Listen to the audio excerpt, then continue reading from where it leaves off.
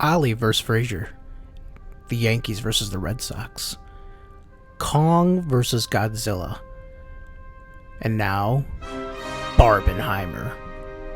Epic battles are no stranger to the world of popular culture, and now in 2023, we have a new contender for the Battle of the Ages. This past weekend, I had the opportunity to experience both sides of the Barbenheimer coin. To be honest, I thoroughly enjoyed each film for different reasons. Now, I won't be getting into a scene-by-scene breakdown, only because there's so much to unpack, especially with Oppenheimer, but I will be giving my personal thoughts, likes, and dislikes for each film. I also know that for some reason there's a bit of controversy surrounding each movie, so I'm here to just review as a dude who likes going to the movies. Nothing more, nothing less. So all the little Jimmies can step down off their soapboxes because there's no need to sound that annoying siren. Let's just have some fun.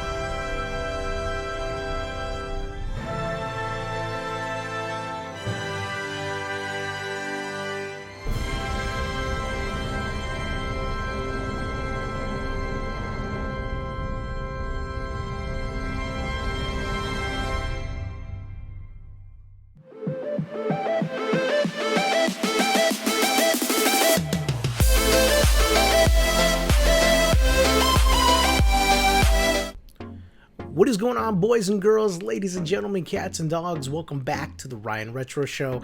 I'm Ryan. I'm happy to hang out with you once again. Today we're going to be talking about this past weekend, one of the biggest film Hollywood phenomenons in a long time. We're going to be talking about Barbenheimer. I do have to let you know that right before we get started with everything, there are going to be some slight spoilers. So in case you haven't seen anything, I don't want you to get spoiled at all. Now, I'm not going over full plot details or anything, but there are going to be a few things that will come out in my review, so I just didn't want to ruin the experience for you. So if you haven't seen it, you don't want to be spoiled, go ahead and skip this until you have seen it, and we'll just take it from there. All right, let's talk about it. Now, I ended up checking out Oppenheimer first, and while I'm not the biggest historical enthusiast, I do enjoy films that are based on historical events, whether I live through them or not. From the first teaser trailer, Christopher Nolan totally had me hooked. It was riveting, serious, and it made me feel a bit uneasy, to be honest, every time I saw the trailer, but I kept having to watch it. As I learned more and more about the casting decisions and how the movie was coming along, my interest totally peaked, and I knew I had to see this movie day one. Speaking of that cast, Christopher Nolan spared no expenses by signing up some of the best actors today. From the title role being masterfully played by Cillian Murphy, to the rest of the cast being rounded out by Matt Damon, Emily Blunt, Robert Downey Jr., Florence Pugh, Josh Hartnett, Casey Affleck, Dane DeHaan, and even appearances by Jack Quaid and Josh Peck. The cast was simply amazing, and even like the casting with Jack Quaid and Josh Peck, they were small roles. Like, I think that Josh Peck may have had one speaking line, and that's it. Let's talk about the movie itself. The movie runtime is just about 3 hours long, which normally feels like a chore to watch, but in this case, the extended time allowed for the story to breathe. It can really be broken down to 3 acts. Act 1, introducing J. Robert Oppenheimer, his friends, family, associates, his education background, and what really drives him to want to bring quantum physics to the US and to begin his journey on the Project Trinity. Act 2, that's going to be the introduction of supporting cast members such as Matt Damon, Robert Downey Jr., and others. Also, it's going to be the process of the research and the building of the atomic bomb, and this act would end with the bombing on Hiroshima. Act 3, that's the aftermath. Oppenheimer's regret, hesitation of an arms race, and the trial of Strauss. This movie, it was informative, with excellent acting from all parties involved. I do believe that there are some small parts that could have been left out to keep it at a slightly shorter runtime, just for general audiences. But Christopher Nolan's Oppenheimer, It leaves us with a history lesson of how great scientific accomplishments can also be our undoing, and it asks the question, just because we can make it, should we? Especially with today's sudden AI advances, it really makes you think. I give Oppenheimer a rating of 8 out of 10.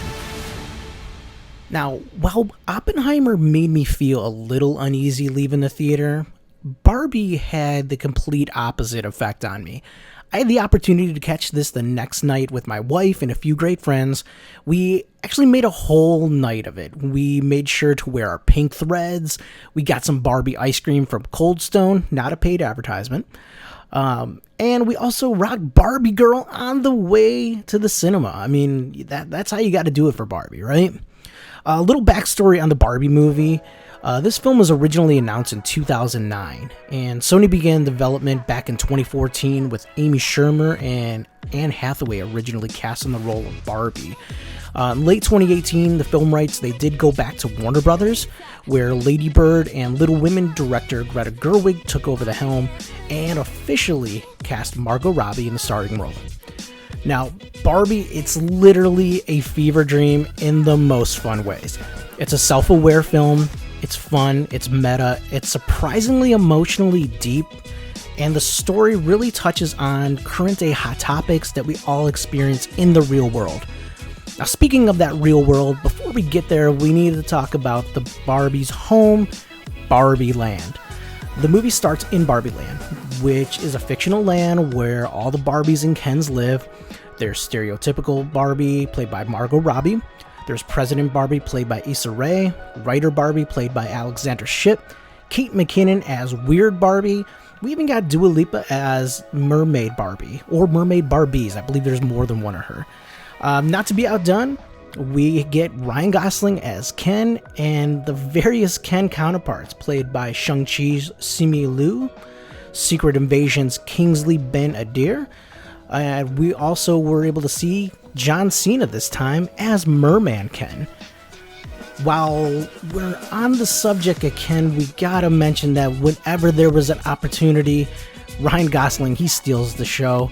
He's got these comedic chops, and the film progresses with his character, and you really see him evolve, and it's absolutely hilarious. Not to get too much into the main plot, but Barbie and Ken, they do have to go to the real world to find the reason for things that are going wrong back in Barbie Land, especially with Margot Robbie's character. It has a real Toy Story / Wizard of Oz feeling. It sent us on a journey and an adventure with Barbie and Ken of self-discovery, and it really asks the question of why we exist and what is our purpose. The Barbie Land and real world supporting cast, it's also filled with such great talents. Talents such as Will Ferrell, Rhea Perlman, America Ferrera, Michael Cera, and not to mention Helen Mirren as a hilarious narrator. The climax of the film, it is what I would describe as a lighthearted 300 style brawl that turns into a hilarious dance number and quickly hits home with what is Robbie's best performance, at least in my opinion. The self-aware comedy and the amazing set pieces, they left us laughing, sometimes uncontrollably.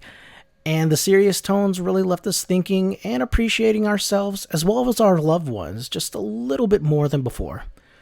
The Barbie movie, it was something that we didn't see coming. Nothing more than a summer film based on a licensed property, but we were all pleasantly surprised. This is a film that I'll personally make time to go back and watch, probably multiple times. I rate the Barbie movie a 9 out of 10. And that was my review of both Christopher Nolan's Oppenheimer and Greta Gerwig's Barbie movie. I absolutely love both movies for different reasons. If you haven't seen them yet, some people have been asking what order to see the movies in.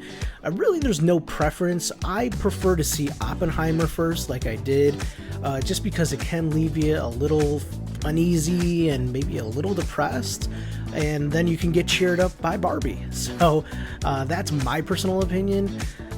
But, leave your comments below, either on how you've seen the movies, in what order, or what you thought about the movies. And I also want to let you guys know that this coming weekend I do have another double feature going on. We're going to be seeing the premiere of Disney's Haunted Mansion, and then on Saturday I'll be catching a sneak preview of Teenage Mutant Ninja Turtles Mutant Mayhem. Very excited for both these movies. I know my wife is. We're going to be catching one of the earliest shows of Haunted Mansion on Thursday, and then I'll be checking out Ninja Turtles a little less than a week before it hits mainstream theaters. So very excited for that. Until then, I just want to say how much I appreciate you guys, all your love, your support, and I hope to see you on the next one. And until then, so long.